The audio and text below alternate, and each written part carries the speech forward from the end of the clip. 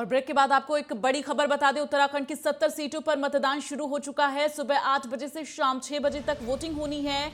Voting के लिए सूबे में 11,697 केंद्र बनाए गए हैं। 70 सीटों पर 632 उम्मीदवार मैदान में हैं। ऐसे में 632 उम्मीदवारों की किस्मत का आज फैसला होना है, जिसका फाइनल रिजल्ट 10 मार्च को सामने आएगा। ये बड़ी जानकारी आपको बता दें कि आज उत्तराखंड की 70 सीटों पर मतदान जो है वो शुरू हो चुका है 8 बजे से। इसके साथ ही शाम 6 बजे तक वोटिंग होगी और सबसे ज्यादा अहम 11,697 केंद्र बनाए गए हैं। कोरोना को देखते हुए ये मतदान लगातार जारी है। आपको बता दें कि इस बार विधानसभा चुनाव प्रचार के लिए रोड शो और रैलियों पर पाबंदी लगाई गई थी, जिसके बाद से डोर टू डोर कैंपेन करते हुए तमाम पार्टी के दिग्गज नजर आए थे।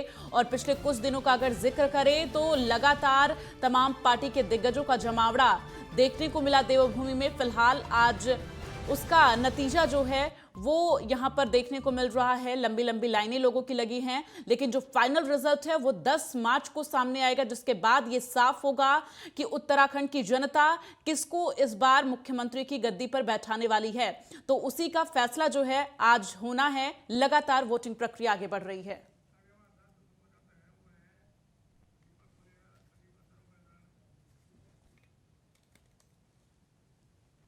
तो उत्तराखंड में किस तरह से लगातार वोटिंग प्रक्रिया आगे बढ़ रही है और लोग किस तरह से पहुंच रहे हैं, उनमें उत्साह कितना नजर आ रहा है, ये तस्वीरें हम लगातार आप तक पहुंचा रहे हैं। और उपेंद्र और दीपक लगातार वहां से हमारे साथ जुड़े भी हैं। दीपक खटीमा से हमारे साथ बने हुए हैं, जहां पर बीजेपी प्रत्याशी में वहां के मुख्यमंत्री पुष्कर सिंह धामी वहां से चुनाव लड़ रहे हैं।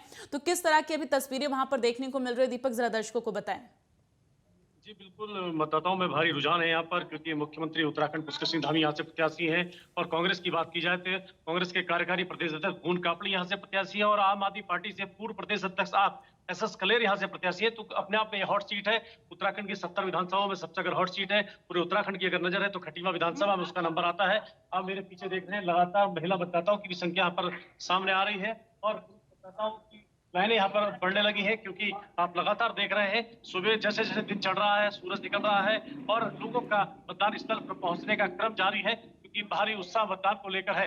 कुल 1,19,000 मतदाता खटीमा विधानसभा में है और प्रत्येक 136 बूथों पर यहाँ पर मतदान हो रहा है। सुरक्षा के तमाम इंतजाम है। मतदाताओं में उत्साह आप देख सकते हैं। मेरे पीछे लगातार लाइनों में मतदाता अपने मतदान का इंतजार कर रहे हैं। बिल्कुल उपेंद्र, अगर हम जिक्र करें उत्तराखंड का तो हम पिछले कुछ दिनों से लगातार ग्राउंड जीरो रिपोर्ट भी आप दर्शकों तक लगातार पहुंचा रहे हैं और कई सारे आधार हैं इस बार के विधानसभा चुनाव के लिए, जिसको लेकर वोटिंग की जा रही है।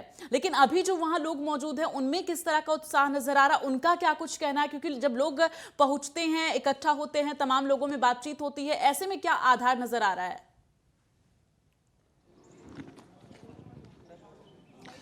देखिए दीप्ति, जिस प्रकार से हमने जो है उत्तराखंड में देखा चुनावी जनसभाएं जिस प्रकार से जो है दिग्गज नेता यहाँ पर करते हुए दिखाई दिए, इस बार अगर उत्तराखंड की अगर बात की जाए तो त्रिकोणीय मुकाबला जो है वो जरूर उत्तराखंड में जो है वो देखने को मिलेगा। क्योंकि जिस प्रकार से पहले उत्तराखंड में जो है भाजपा और कांग्रेस में जो है कड़ा मुकाबला जो है वो देखने को मिलता था, दोनों राष्ट्रीय दल जो है उनमें कड़ा मुकाबला देखने को मिलता था। लेकिन इस बार जो है जिस प्रकार से आम आदमी पार्टी भी जो है इस बार 70 विधानसभाओं में चुनावी मैदान में है, तो कहीं ना कहीं ये माना जा सकता है कि त्रिकोणीय मुकाबला जो है वो देखने को मिल सकता है। क्योंकि राष्ट्रीय पार्टियों की ओर से और तमाम जो दिग्गज हैं यहाँ पर जिस प्रकार से उन्होंने रैलियां की, तो आम आदमी पार्टी ने भी पूरी जो है ताकत यहाँ पर झोंकी हुई थी। तो कहीं ना कहीं ये देखना दिलचस्प होगा कि आखिर इस बार जो है किस तरीके से जो है वो नतीजे आते हैं। क्योंकि आज जो है जो जितने भी प्रत्याशी जो है उत्तराखंड में जो उम्मीदवार हैं उनके मतपेटियों में जो है आज उनका भाग्य का जो है वो कैद हो जाएगा। लेकिन ये देखना दिलचस्प होगा जब 10 मार्च को रिजल्ट आएगा, तो ये देखना दिलचस्प होगा कि आखिर जो वोटर्स हैं वो किसकी तरफ जाते हैं, क्या निर्दलीय प्रत्याशी है या जिस प्रकार से जो त्रिकोणीय मुकाबला यहाँ पर देखने को मिलेगा, ये तमाम चीज़ें जो है आने वाला वक्त बताएगा। लेकिन जो यहाँ पर जो लोग हैं वो कई चीज़ें जो हैं वो सोच कर चल रहे हैं, इनसे जानने की कोशिश ये ज़रूर की जाएगी। क्योंकि जैसे जैसे दिन बढ़ता जा रहा है ऐसे ऐसे जो है लोगों की संख्या में जो है वो लगातार बढ़ोतरी हो रही है। लगातार जो लोग हैं वो घरों से बाहर निकलते हुए जो है वो दिखाई दे रहे हैं। मैम, क्या सोचकर आज घर से निकले हैं, क्या मन में जहन में है, क्या लग रहा है? बस वोट देने के लिए निकले हैं। क्या सोचकर वोट करने वाले हैं आज? जी, हम एक स्टेबल सरकार चाहते हैं जो युवाओं के लिए, महिलाओं के लिए और इस देश को मजबूत करने के लिए काम करे और पूरी की पूरी अपनी अवधि पूरी करके जाए। तो हम उसके लिए वोट करने आए हैं, इसीलिए सुबह से खड़े हैं। शुक्रिया। सुबह से खड़े हैं, क्या सोचकर भाई साहब आज वोट करने, क्या सोचकर निकले हैं आज घर से? बेसिकली मेन रीज़न है राष्ट्रीय दल। हम तो राष्ट्रीय दल को सपोर्ट करेंगे और area cleaning, area law and order, काफ़ी चीज़ें देख के ही वोट करेंगे। देखिए दीप्ति, कई सारी जो है चीज़ें हैं जिस प्रकार से उन्होंने कहा कि स्टेबल सरकार को चुनने की कोशिश जो है वो की जाएगी। जो मूलभूत कमियां रहती है उन कमियों को जो है दूर करने को लेकर जो है एक अच्छे प्रत्याशी को जो है वो चुनने की कोशिश जो है वो की जाएगी। तो तमाम जो लोग हैं ये सोच कर निकले हैं कि आज इस बार जब वोटिंग जो है करेंगे तो कहीं ना कहीं जहन में कई सारी चीज़ें जो है वो चल रही है, जिसको लेकर जैसे जैसे दिन चढ़ता जा रहा है ऐसे ऐसे जो है जो लाइनें हैं, जो मतदाताओं की जो संख्या है वो लगातार जिस जो है वो बढ़ती दिखाई दे रही है। काफ़ी हुजूम जो है वो लोगों का जो है यहाँ पर बढ़ता जा रहा है। युवाओं से लेकर बुजुर्गों से लेकर महिलाएं, तमाम पुरुष जो है सभी लोग जो हैं बढ़ चढ़कर जो है इस लोकतंत्र के महापर्व का हिस्सा जो है वो बन रहे हैं। क्योंकि सबसे पहले जिस प्रकार से 8 बजे से जिस प्रकार से उत्तराखंड में मतदान की प्रक्रिया शुरू हुई है उसके बाद से जो है लोगों का हुजूम जो है वो लगातार बढ़ता जा रहा है। काफ़ी जोश, काफ़ी उत्साह जो है वो लोगों में जो है वो देखने को मिलता हुआ दिखाई दे रहा है। दीप्ति,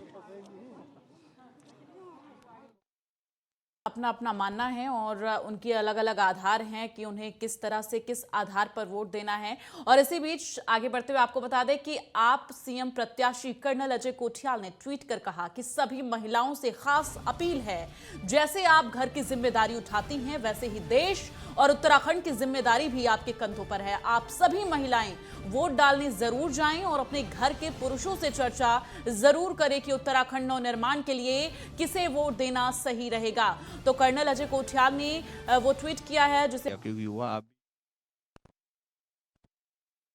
शंकर की बेटी थी ये जिन्होंने अपनी बात रखी। और देखिए कितनी खूबसूरत तरीके से इन्होंने अपनी बात रखी है कि घर में जब शादी होती है बेटी की तो उसमें पूरे परिवार की जांच पड़ताल की जाती है और इसके साथ ही ये जो मतदान हो रहा है इसके लिए भी बेहद खूबसूरत तरीके से जांच पड़ताल की जाती है कि जो भी विधायक, जो भी मुख्यमंत्री बने वो किस तरह से राज्य के विकास के लिए काम करेगा।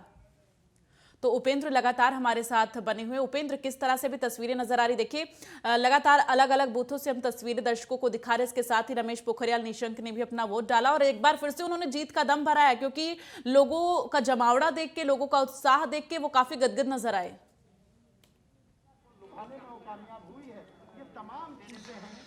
बिल्कुल दीप्ति, जो लोगों में जो उत्साह है वो सुबह से देखने को मिल रहा है क्योंकि जिस जैसे से जो है दिन चढ़ता जा रहा है, क्योंकि सुबह 8 बजे के करीब से जो है लगातार वोटिंग जो है वो हो रही है और ऐसे में जो लोगों का जो उत्साह है वो कम होता हुआ नहीं दिखाई दे रहा है। लगातार जो मतदाताओं की जो संख्या है वो लगातार जो है वोटरों की संख्या लगातार जो है वो बढ़ती हुई दिखाई दे रही है। लगातार जो लोग हैं वो घर से बाहर निकल रहे हैं और जिस प्रकार से लोकतंत्र का ये महापर्व है और लोकतंत्र के महापर्व को लेकर काफ़ी उत्साह जो है वो लोगों में जो है वो काफ़ी देखने को मिल रहा है। आप देख सकते हैं कि किस तरीके से जो है वो लोग यहाँ पर जो है पहुँचे हुए हैं। लोग अपने मताधिकार का जो है वो प्रयोग करते हुए जो है वो दिखाई दे रहे हैं। तमाम जो लोग हैं वो यहाँ पर पहुँचे हुए हैं। सभी जो लोग हैं यहाँ पर अपने मताधिकार को और कई सारी जहन में जो है वो चीज़ें लेकर चल रहे हैं।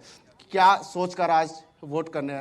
हम राष्ट्र निर्माण और अखंडता, देश की अखंडता को बनाए रखने के लिए अपना मतदान करेंगे। देखिए कई सारी सोच है, वैसा क्या सोचकर जो है घर से निकले हैं आज, किस तरीके से वोट करने वाले? देश के अखंडता के लिए और राष्ट्र के निर्माण के लिए दो ही मुद्दे हैं। देखिए दीप्ति, ये डिफेंस कॉलोनी है, सेनाओं का उत्तराखंड बहुल्य क्षेत्र रहा है। ऐसे में कहीं ना कहीं राष्ट्र हित को लेकर जो है वो वोट कर रहे हैं। वैसे आपने वोट किया है, जिस प्रकार से जो है आपने वोट किया है काफ़ी उत्साह भी आपने देख, क्या लगा, क्या सोचकर जो है आज वोट किया है? हमने सोच के वोट इसलिए किया है कि अगर हम वोट नहीं करेंगे तो कोई और जीतेगा। क्या रहा जहन में, क्या चीज़ें, क्या मुद्दे लेकर?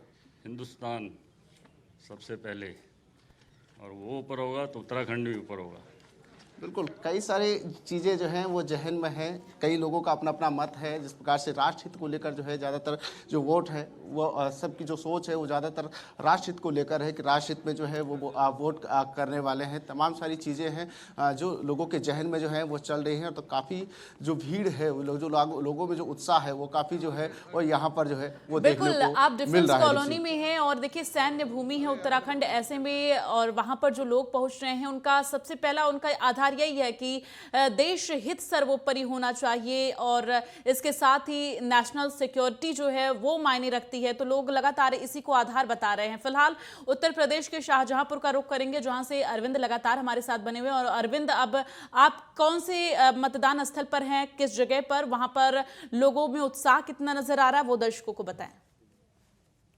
दीप्ति, मैं आपको बता दूं, हम दूसरे मतदेय स्थल रोटी गोदाम के नाम से एक स्कूल है वहां पर पहुंचे हैं और यहाँ पर भी जिस तरीके से देखा जाए, हालांकि क्राउड की अगर बात की जाए, भीड़ की अगर बात की जाए, तो यहाँ पर लाइनें लंबी नहीं लग रही हैं, क्योंकि जो भी वोटिंग का जो सिस्टम है वो बहुत ही अच्छा यहाँ पर चल रहा है और अंदर लगातार लोग जा रहे हैं और अपने वोट का प्रयोग कर रहे हैं। यहाँ पर खासा उत्साह देखा जा रहा है। हमारे साथ में कुछ लोग बने हुए हैं, उनसे बात भी करेंगे, जानेंगे कि किस तरीके से आज उन्होंने वोट किया है और आज का वोट किस तरीके से रहा। मेरा वोट देश के विकास के लिए रहा है और वोट डाल के आए हैं। हाँ बिल्कुल, हाँ जरा दिखाइएगा ये वोट डाल के। हाँ। ठीक, तो लगातार आपको बता दें कि यहाँ पर वोटिंग प्रक्रिया आगे बढ़ रही है और इसके साथ ही किस तरह से उत्तर प्रदेश और उत्तराखंड में लोगों के बीच उत्साह और जोश नजर आ रहा है वो तस्वीरें भी आपको दिखा रहे हैं। खटिमा का रुख कर लेते हैं, वहां से दीपक फुलेरा लगातार हमारे साथ बने हुए हैं। दीपक, किस तरह से अब वहां पर तस्वीरें नजर आ रही, कितने प्रतिशत अभी मतदान हुआ? जी बिल्कुल, मैं आपको बता दूं कि लगातार जो मतदाता है उनका मतदान स्थल पर आने का क्रम जारी है। तमाम बुजुर्ग मतदाता भी आप देख रहे हैं तस्वीरों में लगातार यहाँ पर पहुंच रहे हैं, क्योंकि अपने मतदान का उन्हें यहाँ पर प्रयोग करना है। इसलिए जो उनके परिजन है उनको, बुजुर्ग मतदाताओं को भी यहाँ पर लेकर आ रहे हैं। कुछ युवा भी हैं, उनसे हम बात करते हैं। सर, आज बता रहे हैं क्या जहन में सोच कर आप यहाँ पर बताते हैं?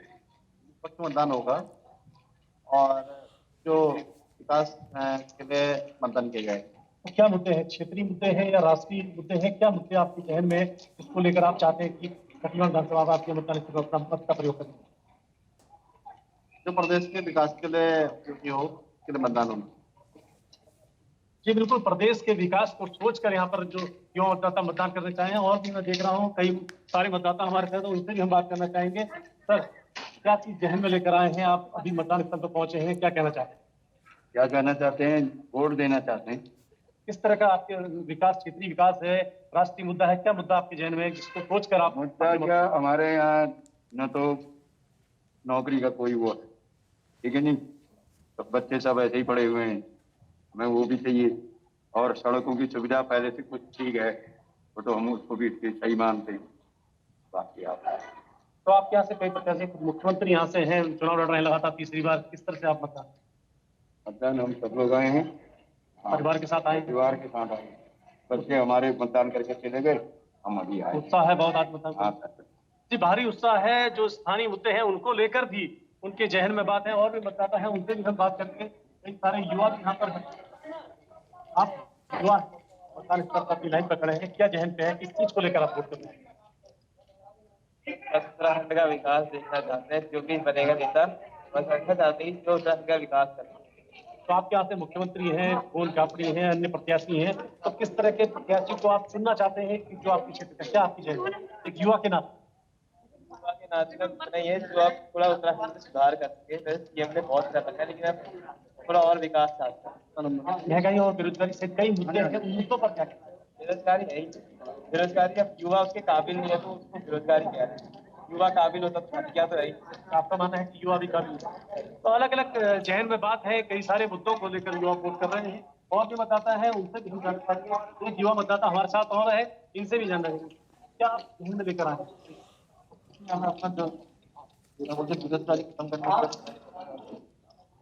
आप चाहते हैं कि ऐसे कैसी कुछ सुनी जो आपकी बेरोजगारी भी अहम मुद्दा यहाँ पर दिख रहा है कि युवाओं के जहन में है, कहीं न कहीं रोजगार जरूर चाहिए उत्तराखंड के अंदर, महंगाई और बेरोजगारी। और भी मतलब और युवा हमारे साथ है, आप यहाँ पर खड़े क्या जहन में है, किस तरह के प्रत्याशी को चुनना चाहते हैं, एक युवा के नाते क्या सोच है? सर हमारी सोच ये है कि कोई भी पार्टी है, बीजेपी या बसपा या फिर कांग्रेस, पर जो नेता होना चाहिए वो रोजगार और एजुकेशन की तरफ ज्यादा फोकस होना चाहिए।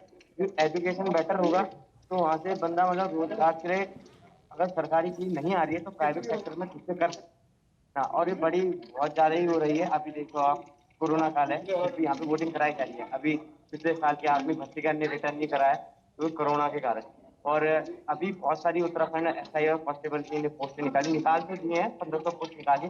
अब यहाँ पे बड़ी बात है कि ये जल्दी से सब फिजिकल और रिटर्न करा दें, क्योंकि बच्चे फिर जो सेटल हो जाएंगे 1500, फिर वहाँ से फाइट कम हो जाएगी, अगले को रोजगार मिलने की संभावना ज्यादा रहेगी। और जो भी पार्टी बने और अच्छा आए नेता और रोजगार और एजुकेशन की तरफ ज्यादा फोकस। कितनी संभावना है आने वाली सरकार जो भी है? इस बार सर फाइट तो दो पार्टी में ठीक ठाक लग रही है। अब देखो जोन से भी पार्टी जीते, पूरी बहुमत से ना जीते, मतलब लगभग 50-50 या 50-40 का है।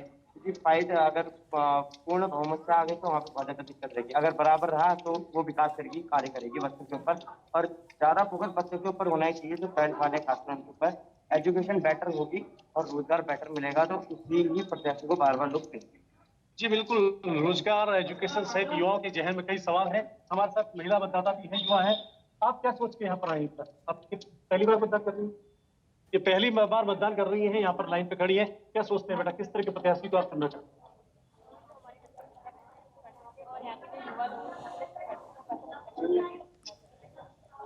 बिल्कुल, युवाओं की अपनी अपनी सोच है। कई सारे युवा जो मतदाता हैं वो लाइन में लग चुके हैं। आप देख रहे हैं तमाम युवा रोजगार, स्थानीय मुद्दे, राष्ट्रीय मुद्दे, तमाम मुद्दों को लेकर यहाँ पर अपने मत का प्रयोग कर रहे हैं। जाहिर तौर पर और तमाम मुद्दों को लेकर ही जनता जो है वोट देती है, और लगातार उनसे जानने की कोशिश भी हम कर रहे हैं कि किस तरह से, क्या आधार है उनका, किस आधार पर वो वोट दे रहे हैं। फिलहाल उपेंद्र, जिस तरह से महिलाओं को लेकर आम आदमी पार्टी का अगर जिक्र करें तो तमाम कई बड़ी घोषणाएं की गई हैं घोषणा पत्र में, लेकिन सबसे ज्यादा अहम यहाँ ये कि आज जब वोटिंग प्रक्रिया शुरू हुई तो जो सीएम प्रत्याशी हैं कर्नल अजय कोठियाल, उन्होंने महिलाओं से खास अपील की है। ऐसे में वहां पोलिंग बूथ पर किस तरह से तस्वीरें दिखाई दे रही है, महिलाओं की हिस्सेदारी कितना नजर आ रही है?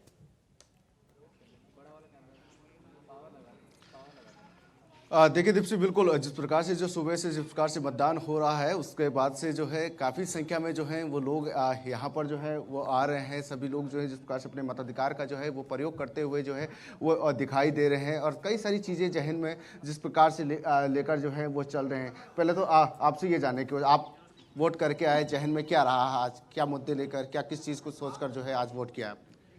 हम तो ये चाहते हैं कि युवा बच्चों को रोजगार मिले, काम मिले, और वो जिन्होंने जो ट्रेनिंग वगैरह पास की, कॉलेज वगैरह खुलें और अच्छा उनको एम्प्लॉयमेंट मिले। मेन प्रॉब्लम एम्प्लॉयमेंट की है, और एम्प्लॉयमेंट अगर गवर्नमेंट प्रोवाइड करे तो वो बहुत ही अच्छा रहेगा। और रोज़गार के साधन उनको खोलने चाहिए जगह जगह, है ना। देखिए दीप्ति, कई सारी चीज़ें जो हैं जहन में लोगों के चल रहे हैं। अगर मेरे पीछे अगर देखेंगे तो जिस प्रकार से अपने महिलाओं का जिक्र किया है कि महिलाएं कितनी संख्या में जो हैं वो पहुंच रहे हैं, तो आप साफ तौर पर देख सकते हैं कि किस तरीके से जो महिलाएं हैं वो घर से बाहर निकली हैं अपने मताधिकार का जो है वो प्रयोग करने के लिए। सुबह से ही जो भीड़ है वो यहाँ पर लग रही है। महिलाएँ भी काफ़ी बढ़ चढ़ कर जो है वो हिस्सा लेती हुए जो है वो दिखाई दे रही है। कई सारी चीज़ें जो है इनके जहन में भी चल रही है, इनसे जानने की जरूर कोशिश करेंगे। जरूर करें, आपके वोट की ताकत और प्रधानमंत्री के वोट की ताकत बराबर है। आपके वोट की ताकत और राष्ट्रपति की वोट की ताकत बराबर है, इसलिए अपना वोट अवश्य डालें। और जिस प्रकार से लोगों में उत्साहित दिखाई दे रहा है और सुबह से लंबी लाइन लगे हैं, ये इस बात का संकेत है कि वोट का प्रतिशत बढ़ेगा, और जब जब वोट का प्रतिशत बढ़ता है तो भाजपा के पक्ष में जाता है, ऐसा हमारा अनुभव है। और 60+ युवा का जो नारा दिया वो साकार होने जा रहा है और बीजेपी की सरकार बनने जा रही है। चैलेंज दे रहे हैं आपके सामने, जो आपके हैं सामने, वो कोई नहीं है, मुकाबला अपने से ही है कि हम जीत के अंदर कितना बड़ा बात है। गणेश जोशी।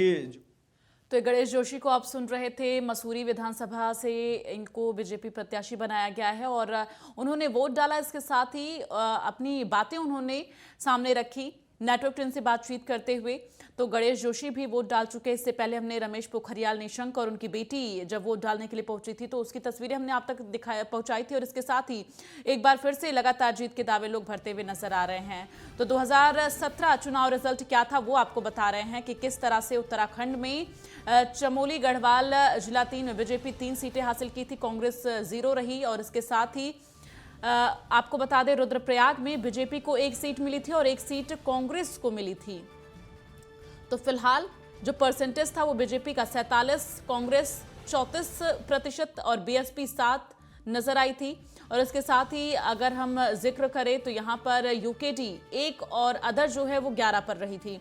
फिलहाल बीजेपी यहाँ पर आगे बढ़ती हुई नजर आई थी 2017 में। और ऐसे में बीजेपी के सामने चुनौती ये कि 2017 की कहानी एक बार फिर से दोहराई जा सके। तो वहीं मुकाबला जो है वो त्रिकोणीय नजर आ रहा है। ऐसे में इस परसेंटेज को बनाए रखना या इस परसेंटेज को थोड़ा और आगे बढ़ाना ये बीजेपी के लिए चुनौती है। वहीं कांग्रेस उलटफेर करने की पूरी कोशिश में, पूरी जुगत में लगी हुई है। फिलहाल इन परसेंटेज को बदलना और किस तरह से मुकाबला है वो भी लगातार हम आप तक पहुंचा रहे हैं।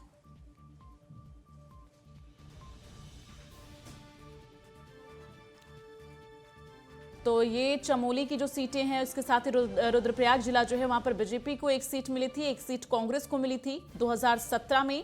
और इसके साथ ही टिहरी का अगर जिक्र करें, टिहरी गढ़वाल में बीजेपी को 5 की 5 सीटें, 6 में से 5 सीटें मिली थी और 1 अदर में गई थी।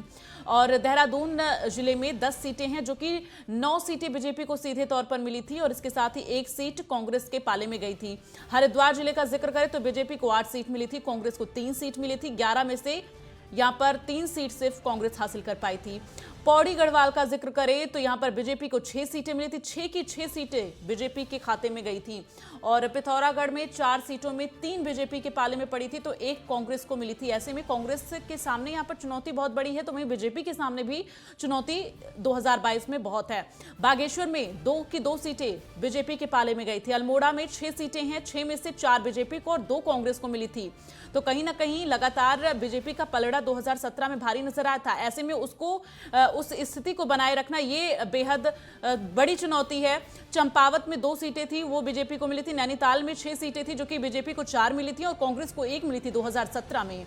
इसके साथ ही अगर हम उधम सिंह नगर का जिक्र करें तो यहां पे भी 9 में से 8 सीटें बीजेपी ने हासिल की थी और 1 कांग्रेस के पाले में गई थी। तो उत्तरकाशी में 3 में से 2 बीजेपी को और 1 कांग्रेस को मिली थी।